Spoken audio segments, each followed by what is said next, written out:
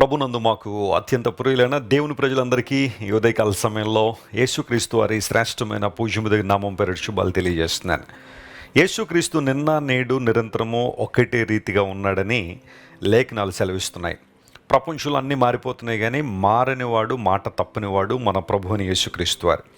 ఆయన ఆరాధించడం మనందరి భాగ్యము, ఆయన ఆరాధించడం మనందరి ధన్యత. ప్రతి ఉదయాన్నే లేచి ప్రార్థన చేసుకున్న తర్వాత దేవుని వాక్యాన్ని చదువుకుని ఒక వాగ్దాన సందేశాన్ని మనం వింటున్నాం. దేవుని లేఖనాల్లో రాయబడిన వాగ్దానాలు నిశ్చలమైనవి, అమూల్యమైనవి. మనుషులు చాలా వాగ్దానాలు చేస్తూ ఉంటారు, కానీ అవన్నీ నిలబెట్టుకుంటారు లేదు తర్వాత సంగతి. కానీ దేవుని వాగ్దానాలు శాశ్వతమైన వాగ్దానాలు. తన వాగ్దానాలు నిలుపుకోవడంలో దేవుడు ఎప్పుడు నమ్మకస్తుడే. అలాంటి గొప్ప దేవుణ్ణి కలిగి ఉన్నందుకు మనం ప్రభువును స్తుతించాలి. ఈరోజు వాగ్దాన సందేశంగా పరిశుద్ధ గ్రంథాలు తెరిచి ఇర్మియా గ్రంథం 23వ అధ్యాయం 3వ వచనాన్ని చదువుకుందాం. The book of Jeremiah, chapter 23 and verse 3. మరియు నేను వాటిని తోలివేసిన దేశములన్నింటిలో నుండి నా గొర్రెల శేషమును సమకూర్చి తమ దొడ్లకు వాటిని రప్పించెదను, అవి అభివృద్ధి పొంది విస్తరించును. ఇర్మియా గ్రంథంలో దేవుడు అనేకమైన వాగ్దానాలు తన ప్రజలకు ఇచ్చాడు. వారి అవిధేయతను బట్టి వారు చెరకు కొనుపోబడ్డారు. అయితే చెర నుండి దేవుడు ఎలా విడిపించబోతున్నాడో, వారు విడుదల పొందిన తర్వాత దేవుడు వారి జీవితాలు ఎలాంటి అద్భుతాలు చేయబోతున్నాడో చాలా స్పష్టంగా ప్రభువారు సెలవిచ్చారు. అయితే ఇక్కడ రాయబడిన వాగ్దానాన్ని మనం గమనిస్తే, చెదిరిపోయిన గొర్రెలు నేను మరలా సమకూరుస్తాను, వాటి దొడ్లకు వారిని రప్పిస్తాను అని దేవుడు వాగ్దానం చేశాడు. ఈ మాటలో మనం గమనించాల్సిన దైవిక లక్షణం ఏంటి అంటే, మన దేవుడు సమకూర్చువాడు. Praise the Lord. చెదిరిపోయిన వారిని దేవుడు ఏం చేస్తారట? సమకూరుస్తాడు. బహుశా ఈ ఉదయకాల సమయంలో నీ జీవితంలో చాలా అనుభవాలు చెదిరిపోయి ఉన్నాయేమో. బహుశా నీ ప్రార్థనా జీవితం చెదిరిపోయిందేమో. ఇంతకుముందు చాలా చక్కగా ప్రార్థన చేసేవాడు లేదా ప్రార్థన చేసేదాన్ని, ఇప్పుడు ప్రార్థన చేయలేకపోతున్నావు. నీ వాక్య ధ్యాన సమయం చెదిరిపోయిందేమో. సంబంధాలు చెదిరిపోయాయేమో. దేవుని పట్ల నీకున్న ఆసక్తి, విశ్వాసం ఇవన్నీ చెదిరిపోయినాయేమో. అయితే దేవుని దగ్గర నువ్వు మరలా తిరిగి రాగలిగితే, ప్రభువా చెదిరిపోయిన నా అనుభవాలను సమకూర్చండి అని ఆయన దగ్గరికి రాగలిగితే దేవుడు సమస్తమును సమకూర్చువాడు. చూడండి, పాపము మనిషిని అన్ని విధాలుగా గాయపరిచింది. ఆధ్యాత్మికంగా మనిషిని నష్టపరిచింది, మానసికంగా మనిషిని నష్టపరిచింది, ఆ తర్వాత శారీరకంగా కూడా మనిషిని నష్టపరిచింది. ఇటువంటి పరిస్థితుల్లో దేవుని దగ్గరికి ఒక వ్యక్తి రావడం ద్వారా దేవుడు మరలా పునరుద్ధరణ ప్రారంభిస్తున్నాడు. సమకూర్చే అనుభవాన్ని దేవుడు ప్రారంభిస్తున్నాడు. ఆధ్యాత్మికంగా నేను సమకూర్చగలడు ఆయన. మానసికంగా చెదిరిపోయిన అనుభవాలను తిరిగి సమకూర్చగలడు. శారీరకంగా చెదిరిపోయిన అనుభవాలను తిరిగి దేవుడు సమకూర్చే సామర్థ్యం కలిగినవాడు. అనేక చోట్ల ఆ అనుభవాలని మనం చూస్తూ ఉంటాం. కొన్నిసార్లు నీ దర్శనములు చెదిరిపోయినట్టు కనబడచ్చు, నీ కళలు చెదిరిపోయినట్టు కనబడచ్చు. యోసేపు జీవితాన్ని పరిశీలన చేస్తే, సొంత అన్నలు తీసుకెళ్ళి యోసేపును గోతులో పడేసినప్పుడు నా కళలు ఏమైపోయినాయి, నా దర్శనాలు ఏమైపోయినాయి, అవన్నీ చెదిరిపోయినాయని యోసేపు అనుకుని ఉండొచ్చు. 17 ఏళ్ల ప్రాయంలో దర్శనాలు కలిగిన యోసేపు వాటి నెరవేర్పును చూడడానికి 13 సంవత్సరాలు కనిపెట్టాల్సి వచ్చింది. యోసేపు యొక్క పరిశుద్ధతను దేవుడు పరీక్షించాడు. అత్యున్నతమైన స్థానానికి, ఏ ఒక్కరూ నమ్మలేనంత ఉన్నతమైన స్థానానికి దేవుడు యోసేపు నడిపించాడు. ఈరోజు నీ జీవితంలో అనేక అనుభవాలు చెదిరిపోయి ఉన్నాయా? దుఃఖంతో, వేదనతో, విసిగి వేసారిపోయిన అనుభవాలతో, నిరుత్సాహంతో, నిరాశతో బహుశా నీ ఉన్నావా? దేవుని సేవకునిగా ప్రకటిస్తున్నాను, నీ దేవుడు సమకూర్చువాడు. నువ్వు దేనికి చింతపడద్దు, దేనికి అధైర్యపడద్దు. రా దేవుని సన్నిధిలో మోకాళ్ళే ప్రార్థన చేయి. ప్రభువా, నా జీవితాన్ని నీ చేతిలో పెడుతున్నాను. నన్ను నడిపించే నాయకుడు నీవు, నా నజరేయుడు నీవు.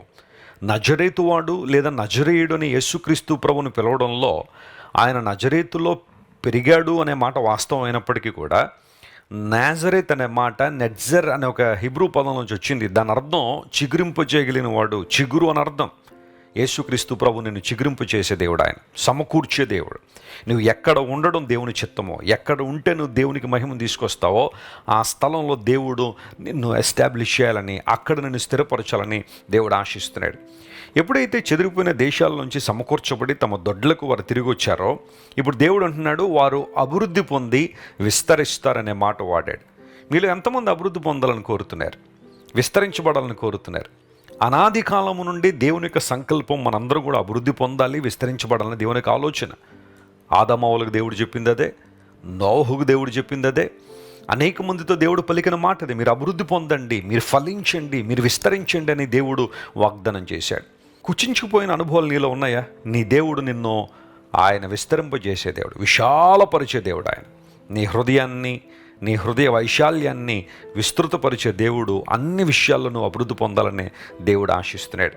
మా తల్లిదండ్రులు రాజమండ్రిలో పరిచర్య ప్రారంభించినప్పుడు చాలా సామాన్యమైన పరిచర్య విధానాన్ని వారు కలిగి ఉన్నారు. కేవలం 2 పరిచర్య ప్రారంభించారు. అంచెలంచెలుగా దేవుడు వారిని అభివృద్ధి చేయడం ప్రారంభించి అనేక సందర్భాల్లో వారి విశ్వాసాన్ని దేవుడు పరీక్షించాడు, వారి భక్తి జీవితాన్ని దేవుడు పరీక్షించాడు. ఈ రోజున Christ worship centre, international Christian league యొక్క అభివృద్ధిని దేవుడు ఏ విధంగా పరిచయం విస్తరింపజేస్తున్నాడో అది మీరందరూ చూస్తున్నారు. మీరే సాక్షులు. ఎందుకు ఈ మాట చెబుతున్నాను తెలుసా? దేవుడు నిన్ను విడిచిపెట్టువాడు కాదు. ఈరోజు బహుశా నీ స్థితి కొద్దిగా ఉందని బాధపడుతున్నావేమో, తుదుకు నువ్వు మహాభివృద్ధి పొందుతావని బైబిల్లో మనం చూస్తున్నాం. నూతన నిబంధన దగ్గరికి వచ్చేసరికి మీరు అభివృద్ధి పొంది విస్తరిస్తారని ఆ మాటను దైవికమైన అనుభవాలకు మనం ఆపాదించుకోగలిగితే మనం ప్రేమలో అభివృద్ధి పొందాలి, క్షమించడంలో అభివృద్ధి పొందాలి, దేవుని జ్ఞానములో అభివృద్ధి పొందాలి, దేవుని కృపలో అభివృద్ధి పొందువారంగా మనం ఉండగలిగితే అనేక మందికి ఆశీర్వాదకరంగా, దీవెనకరంగా మనం ఉంటాం. దేవుని బిడ్డలారా, ఈ వాగ్దానాన్ని ఈరోజు క్లెయిమ్ చేసి ప్రభువును స్తుతించండి, దేవుని గణపరచండి. మహాద్భుత కార్యాలు మీ జీవితంలో జరగాలని మనస్ఫూర్తిగా నేను కోరుతున్నాను. ప్రార్థన చేసుకుందాం. మా ప్రేమ గల తండ్రి, గొప్ప దేవాన్ని కొందనాలు. ఈరోజు మీరు మాకు ఇచ్చిన వాగ్దానాన్ని బట్టి నీకు స్తోత్రాలు. ఇర్మియా గ్రంథం 23:3 ద్వారా మాతో స్పష్టంగా మీరు మాతో మాట్లాడారు. మేము అభివృద్ధి పొందడం నీకు ఇష్టమై ఉంది కనుక నీకు వందనాలు. మేము విస్తరించబడాలని నువ్వు కోరుతున్నావు కనుక నీకు స్తోత్రాలు. ఈరోజు ఈ వాగ్దాన సందేశాన్ని వీక్షిస్తున్న మా ప్రియులందరినీ, వారు ఏ ప్రాంతాల నుంచి ఈ కార్యక్రమాన్ని చూస్తున్న ప్రతి ఒక్కరిని మీరు దృష్టించండి. నీ అభిషేకాన్ని వారి మీద ఉంచండి. అద్భుతాలు, సూచక్రియలు వారి జీవితంలో జరిగించి అన్ని విషయాల్లో వారిని అభివృద్ధిపరిచి విస్తరింపచేయమని నీ సన్నిధిలో ప్రాధేయపడుతూ మా ప్రభువును రక్షకుడైన యేసుక్రీస్తు వారి అత్యున్నతమైన నామం పేరిట అడిగి వేడుకొనిచున్నాం తండ్రి. Amen, amen. God bless you dear friends. Have a wonderful day. Christ worship centre ఓ బలమైన సంఘ ఉజ్జీవం.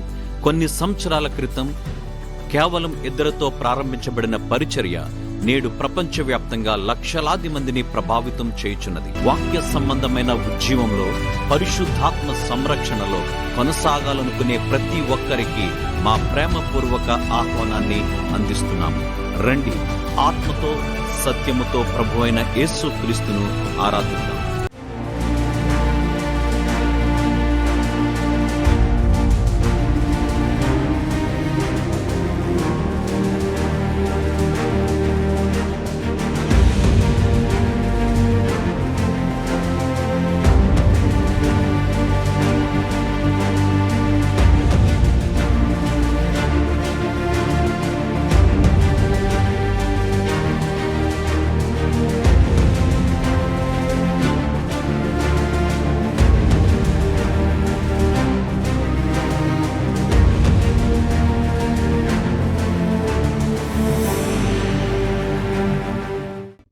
మీరు ఇంతవరకు విన్న దైవ సందేశం మరియు దేవుని సేవకులు చేసిన ప్రార్థన మీకు ఆశీర్వాదకరముగా ఉన్నదని విశ్వసించుచున్నాము.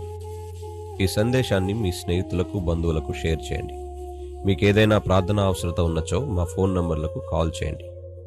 దేవుడు మిమ్మల్ని ప్రేరేపిస్తే విశ్వాసంతో సాగుచున్న ఈ పరిచర్యను ప్రోత్సహించండి. మరిన్ని వర్తమానాలు, పాటలు వినుటకు జాన్ వెస్లీ మినిస్ట్రీస్ అను మా యూట్యూబ్ ఛానల్ను సబ్స్క్రైబ్ చేసుకొనండి. ప్రభువైన యేసుక్రీస్తు కృప మీకు తోడైండును గాక.